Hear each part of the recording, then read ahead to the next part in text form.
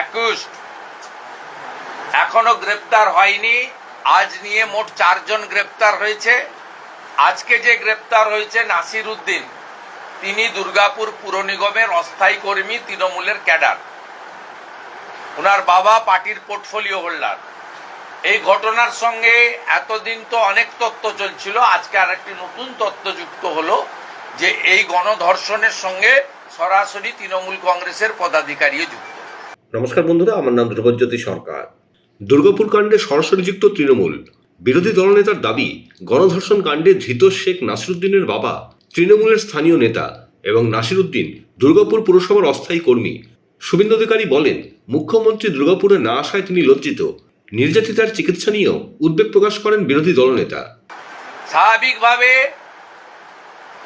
শাসক যেখানে শোষক, সেখানে আইনের শাসন এবং বিচার পাওয়ার কোনো জায়গা নেই।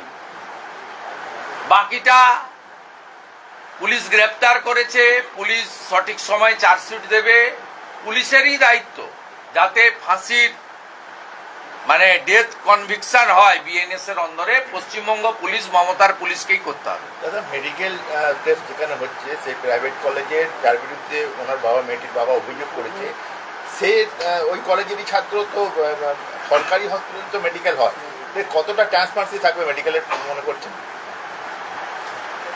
আমার তো অনেক আশঙ্কাই আছে, কারণ এমনিতে আমি বলেছিলাম আমি ওই বোন বা কন্যার সঙ্গে মিট করব না, যেহেতু এটা কমপ্লিটলি একটা ওনাদের মা আছেন, একটা এর ব্যাপার রয়েছে। কিন্তু আমি চেয়েছিলাম বাবাকে সঙ্গে নিয়ে গিয়ে যে ডাক্তাররা চিকিৎসা করছে, আমরা খুব উদ্বিগ্ন মেয়েটার চিকিৎসা নিয়ে, কারণ বাবাকেও ডাইরেক্ট ডাক্তারের সঙ্গে কথা বলতে দেওয়া হচ্ছে না। উনিও শুনে শুনে করছেন, কোনো মেডিকেল রিপোর্ট বা যা যা রিপোর্টিংয়ের ডকুমেন্টও এখনো হ্যান্ডওভার বাবাকে দেয়নি। পুরো বিষয়টা আপনি যে কোশ্চেন করেছেন খুব ইম্পর্টেন্ট, খুব ঘোলাটে।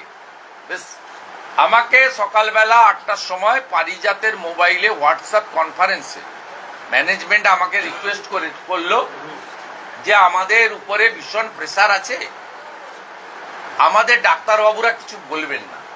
আমি চেয়েছিলাম ডাক্তারবাবুদের ট্রিটমেন্ট কতদূর হচ্ছে, কি ফাইন্ডিংস পেয়েছেন, যেটা সম্ভব।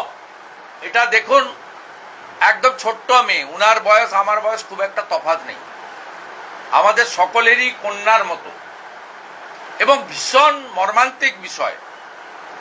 অভয়ার পরে এটা একটা আরো এটা একটা ভীষণ মর্মান্তিক বিষয়, যেটা রক্ত মাংসের শরীর যার হুঁশ আছে সে কিন্তু এটা টলারেট করতে পারবে না। আমি চেয়েছিলাম ডক্টরের কাছ থেকে ফার্স্ট প্রায়োরিটি হচ্ছে পানিশমেন্ট, কনভিকশন। 4টে ধরেছে, মেন অ্যাকিউজড বাকি আছে, সেগুলো তো চলবে।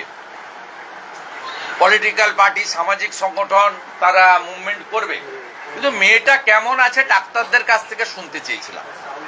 কিন্তু ডাক্তারদের বলে দেওয়া হয়েছে ম্যানেজমেন্টের পক্ষ থেকে, আমার সঙ্গে তো প্রশ্নই নেই, অপোজিশন লিডার কারোর কাছেই মুখ খুলবে না। মহিলা কমিশন উড়িষ্যা আজকে আসছে, অন্য যারা আসছে, কারোর কাছেই ডাক্তারদের মুখ খোলা, কথা বলা বারণ। ডাক্তারদের বলে দেওয়া হয়েছে, মিস্টার সঞ্জন ঝুঞ্ঝুনওয়ালার হসপিটাল এটা, যে এটা পুলিশ বলেছে বা তৃণমূল বলেছে যে যদি মুখ খোলেন তাহলে চাকরি চলে যাবে। এই রাজত্বে আমরা পশ্চিমবঙ্গে বসবাস করছি। আমরা খুব কুইক,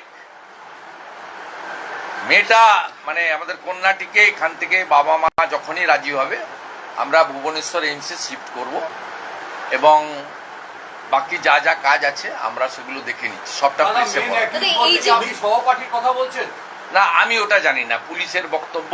আমাকে লোকাল এখানে যারা আছেন তারা রিপোর্ট করছেন যে কালকে আমার সোশ্যাল মিডিয়া পোস্টও দেখবেন, আমি 3টে নাম দিয়েছিলাম যারা অ্যারেস্ট হয়েছে, ভিডিও দিয়ে উপরে লিখেছিলাম অধরা।